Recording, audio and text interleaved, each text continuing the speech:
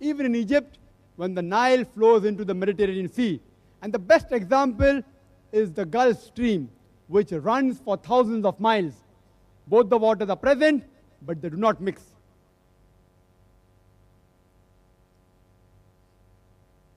The Quran says in Surah Anbiya, chapter number 21, verse number 30, وَجَعَلْنَا مِنَ الْمَاءِ كُلَّ شَيْءٍ حَيٍّ.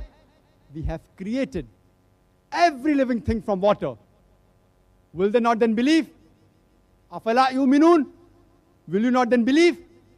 Quran says we have created every living thing from water.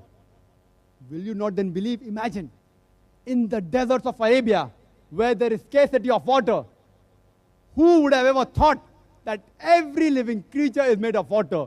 If they had to guess, they would have guessed everything but water. And today science tells us that cytoplasm, which is the main constituent of the cell, it contains 80% of water. And every living creature contains 50 to 90% water. Who could have mentioned this fact in the Quran 1400 years ago? And that atheist is mum. He does not give you a reply. There is a theory in mathematics known as the theory of probability. That suppose there are two options, and out of those two options, one is right and one is wrong. The chances that if you make a wild guess, you will get the right answer, it will be 1 out of 2. It will be 50%. For example, if I toss a coin, the chances that I will get the right answer is 1 out of 2. It is 50%. If I toss a coin the second time, the chances I'll be correct the second time is 1 out of 2. It is 50%. But the chances that I'll be correct in both the tosses, first and second, will be 1 out of 2 into 1 out of 2, that is 1/4, or 50% or 50%, that is 25%. If I throw a dice, the dice has got 6 sides. 1, 2, 3, 4, 5, 6. The chances if I make a wild guess, I will be right, is 1 out of 6. The chances I'll be correct all 3 times. The first toss, the second toss, and the third throw. The chances I'll be correct all 3 times is 1 out of 2 into 1 out of 2 into 1 out of 6. Will be 1 upon 24. Let's apply this theory of probability to the Quran. Suppose we agree for sake of argument. Possible a person guessed all the matter that's mentioned in the Quran, maybe somebody has guessed.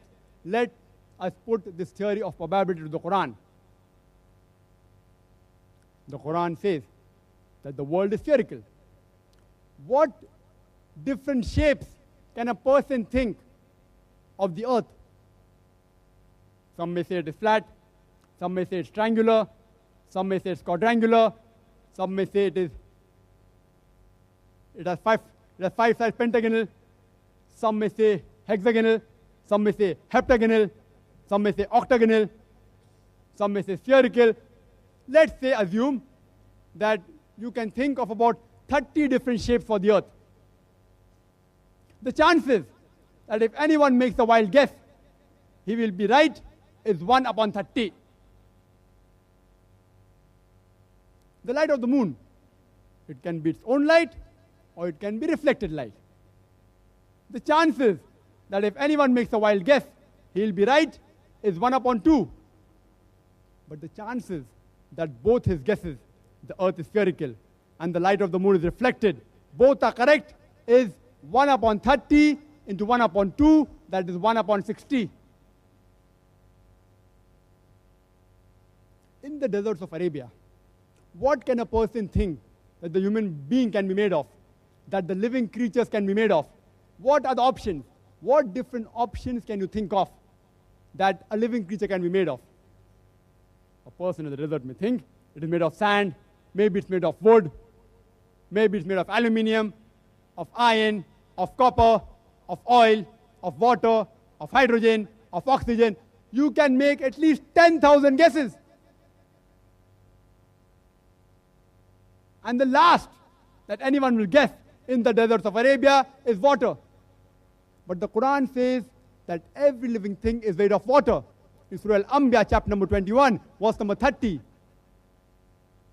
It says in Surah Nur, chapter number 24, verse number 45, that every animal is made of water. And in Surah Furqan, chapter number 25, verse number 54, every human being is made of water. If you make a wild guess, the chances that you'll be right is 1 upon 10,000. The chances that if anyone makes 3 guesses, and all 3 will be right, that the earth is spherical, that the light of the moon is reflected light, and every living thing is made of water, will be 1 upon 30, into 1 upon 2, into 1 upon 10,000. It is 1 upon 60,000. It works out to 0.0017%. I leave it up to you, the audience, to decide for yourself that if you apply this theory of probability to the Quran mentions hundreds of facts which were unknown at that time. If anyone made a guess, the chances that all the hundreds will be right, it will be somewhere very, very close to 0, and in the theory of probability, it will be 0.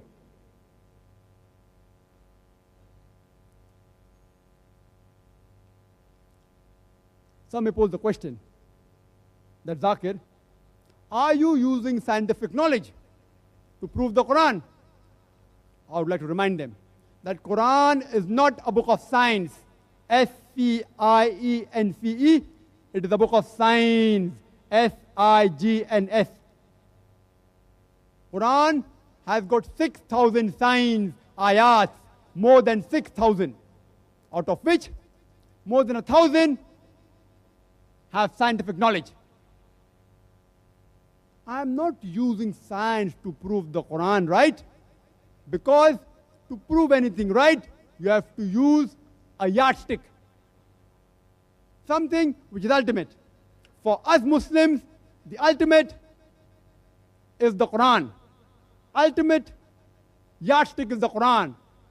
Quran is a Furqan. It is a criteria to judge right from wrong.